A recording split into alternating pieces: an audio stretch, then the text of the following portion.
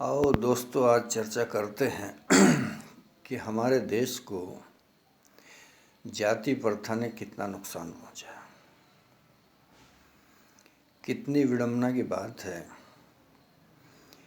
कि जो मूर्ति गढ़ता है, मूर्ति बनाता है और जो मंदिर का निर्माण करता है, यानी मंदिर की जो चिनाई करता है, मंदिर को खड़ा करता है, उसके मंदिर पूरा होने के बाद हमारे देश की विडंबना देखिए कि उन्हीं मजदूरों को उस मंदिर में पूजा का हक नहीं दिया गया, उनसे पूजा का हक छीन लिया गया। और दोस्तों, इस दुनिया में दो धर्म ऐसे हुए हैं जिनके पुजारी अपने आप को भगवान का उत्तराधिकारी मानते रहे। एक तो हमारा हिंदू धर्म, एक यहूदियों का धर्म। उधर यहूदी धर्म भी सबसे पुरातन है और उनके पुजारी भी अपने आप को खुदा का उत्तराधिकारी मानते थे और इस तरह के उन्होंने नियम कायदे बनाए हुए थे। ये जो छुआछूत हम देख रहे हैं, ये वहाँ भी था। इसलिए कुछ समय बाद 2000 साल पहले जीसस आए और जीसस ने सभी गरीबों को गले लगाया, सभी मसलूम जितने थे उनको गले लगाया और एक संदेश दिया कि भाई सबको साथ लेकर के चलो, सबसे प्रेम करो, सबकी सेवा करो। तो यहूदियों के जो पुजारी थे उन्होंने षड्यंत्र के तहत उसको सूली चढ़ा दिया। तो देखेंगे आप, उसके बाद उन्हीं यहूदी धर्मों से 1400 साल पूर्व ये इस्लाम धर्म अलग हो गया। मोहम्मद साहब आए, उन्होंने संदेश दिया कि एक मस्जिद में सभी गरीब हो अमीर हो साथ साथ नमाज अदा करें और चर्च में भी गरीब हो अमीर हो साथ साथ प्रार्थना करें। लेकिन हमारे यहाँ का देखिएगा विडंबना कि जो पुजारी हमारे यहाँ के हैं उन्होंने इतना आडंबर खड़ा किया, कहीं बलि दी जा रही है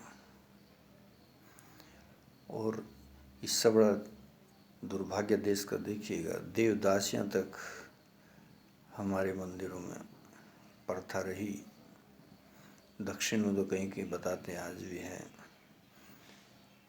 एक अबला लड़की को मूर्ति से उसकी शादी करा दी जाती थी और वहाँ का पुजारी ईश्वर के नाम पर उसको भोग करता था। कितने शर्म की, कितनी गिरी हुई बात।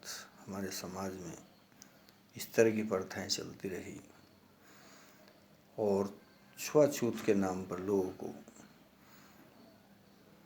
पास नहीं आने दिया गया।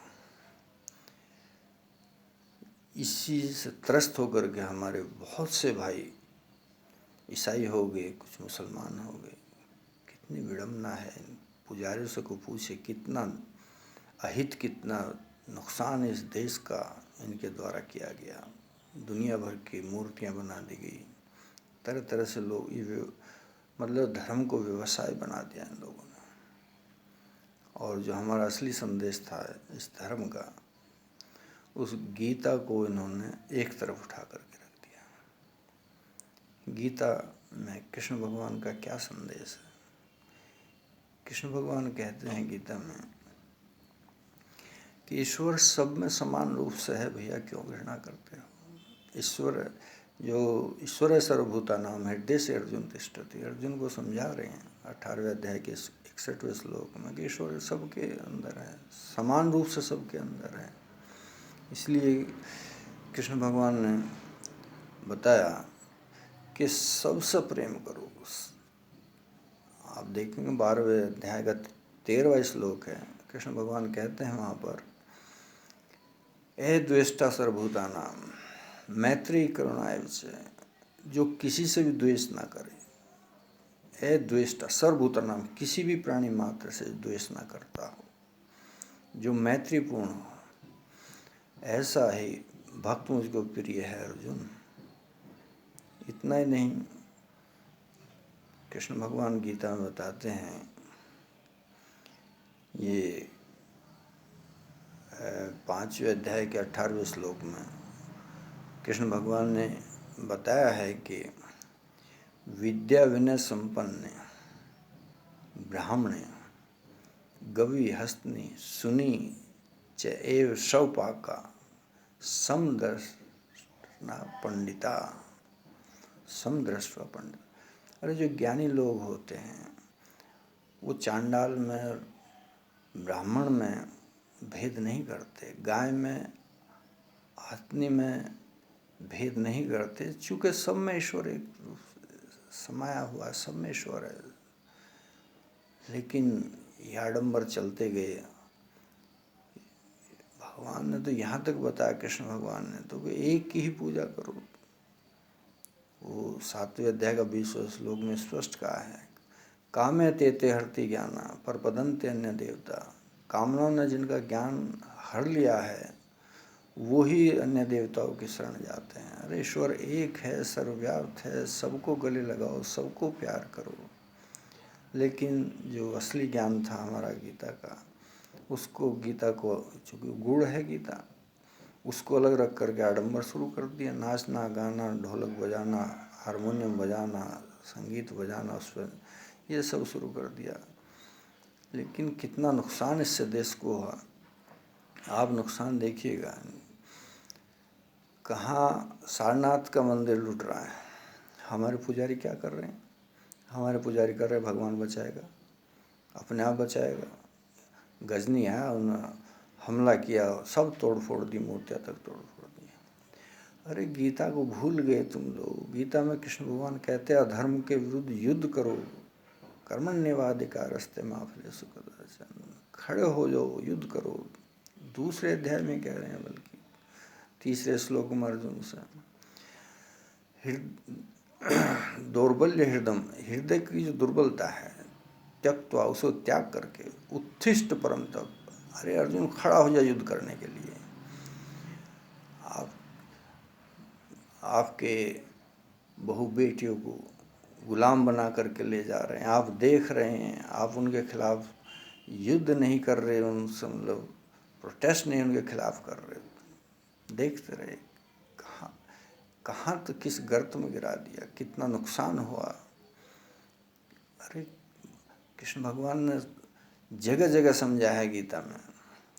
3रे अध्याय के 35वें श्लोक में कृष्ण भगवान कहते हैं, जो अपने धर्म में स्वे धर्म निधनम श्रेय परधर्मा भयावह। अपने धर्म में स्वधर्म में निधनम श्रेय, अपने धर्म में मर जाना श्रेय है, श्रेष्ठ कर है। परधर्मा भयावह। अरे अपने धर्म के लिए मर मिटते नहीं, कायरतापूर्ण देख रहे हैं, गुलाम बन रहे हैं, बहु बेटियां जा रही हैं, हाथ पे हाथ धरे बैठे हैं। उससे आगे का अहिंसा परमो धर्म अहिंसा। अरे कहें का अहिंसा परमो धर्म भैया। कृष्ण भगवान कह रहे हैं धर्म के विरुद्ध तो युद्ध करना ही पड़ेगा भाई। अगर अहिंसा ही परमो धर्म होगी, इसी मानसिकता से ये विदेशियों को पता चला, उन्होंने हमले किए और हमले कर करके हमारे ऊपर राज किया। कितना नुकसान पहुंचा, कितना बड़ा नुकसान हमारे देश को हुआ इस प्रथा से। अरे सभी अपने भाई हैं, सबको गले लगाओ। क्यों गले नहीं लगाते? क्या ईश्वर अलग अलग हैं? तो इसलिए देखना ये है कि हमारे देश में हमारे जो तथाकथित पुजारी हैं उन्होंने कितना नुकसान किया इस देश को। ब्राह्मणों ने तो, बात ब्राह्मण नहीं है, ब्राह्मणों ने तो बड़े त्याग भी किए हैं, दिशाएं दी हैं देश को, ये नहीं है। इसलिए कृष्ण भगवान ने कहा कि मैंने 4 व्यवस्थाएं दी हैं समाज को, ब्राह्मण, क्षत्रिय और वैश्य और शूद्र, क्योंकि इन 4 विभाग के बिना कोई भी समाज नहीं चल सकता। दुनिया का कोई भी किसी देश में कोई समाज हो, ये 4 जरूर चाहिए। उसमें आपके ब्राह्मण का मतलब पांडित्य, बुद्धि से मतलब है, बुद्धि से ही आपका सब कुछ, जितना चाहे वो कंप्यूटर का निर्माण हो, विज्ञान का निर्माण हो इस क्षेत्र में, वो चाहिए ही चाहिए। दूसरा, अक्षत्रिय उन्होंने बताया, अक्षत्रिय चाहिए। देश की सीमा को सुरक्षित करने के लिए अक्षत्रियों की आवश्यकता हमेशा रहेगी। तीसरा, वैश्य बताया, ये वाणिज्य है, जो इधर से उधर सामान आ रहा है जा रहा है, सब जिस पर जीवित रहते हैं, सुई से हवाई जहाज तक, सब वाणिज्य की आवश्यकता पड़ती है। और फिर इनमें शूद्र का मतलब जो काम करने वाला है, इधर से ढुलाई करता है हर जगह सामान की, मिस्त्री हैं जगह जगह, आपके मकान बनाने वाले हैं, और लोग हैं जो सेवा करते हैं, उनको शूद्र की श्रेणी में रखा। और कृष्ण भगवान ने कहा कि ये तो जन्म से कोई भी नहीं प्राप्त करता किसी भी जाति को, कर्म से सारा का सारा सिद्धांत निर्मित होता है। इसलिए आप देखेंगे गीता में 18वें अध्याय में आप जब जाएंगे तो उन्होंने बताए हैं कि ब्राह्मण कौन है। ब्राह्मण के 9 गुण बताए कृष्ण भगवान ने गीता में, देखिएगा 42वां श्लोक है। 43वें में बताया उन्होंने, 42, 43, 44 इस तरह से। तो अक्षत्रिय के 7 गुण हैं, वैश्य के 3 गुण हैं, और शूद्र का 1 गुण है।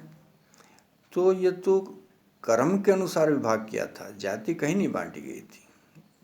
जाति तो हमेशा, बाद में हमारी जो मानसिकता खराब हुई है, जातिवाद फैल गया, और जो ये मठाधीश बन बैठे, इन्होंने देश का इतना हित किया कि किसी ने भी नहीं किया होगा। तो इस तरह से आप देखेंगे कि इन प्रथाओं को, कुप्रथाओं को देख करके ही हमारे यहाँ हमेशा इनका विरोध भी होता रहा है। इन्हीं कुप्रथाओं की वजह से महात्मा बुद्ध ने खिलाफत की, महावीर स्वामी ने खिलाफत की, गुरु नानक ने खिलाफत की, कबीर ने खिलाफत की, ऐसे बहुत से आए। और आपके जो थे ब्राह्मणी थे, ये क्या नाम, आप दयानंद सरस्वती, उन्होंने बहुत खिलाफत की, बड़े समाज सुधार किए। लेकिन इन्होंने आपके जो तथाकथित पुजारी हैं, इन्होंने धर्म को, इस देश को इतना नुकसान पहुंचाया जिसकी भरपाई नहीं हो सकती। इसलिए मेरा सभी से निवेदन है, जो भी इस वीडियो को देखें, सबको गले लगाओ। सब एक हैं, सब में ईश्वर समान रूप से है, सबकी वही पालना करता है, सबको वही पैदा करता है। ये घृणा हमें नहीं किसी से भी करनी चाहिए, सब समान है, सब समान है। आज इतना ही, सभी को मेरा नमस्कार, धन्यवाद।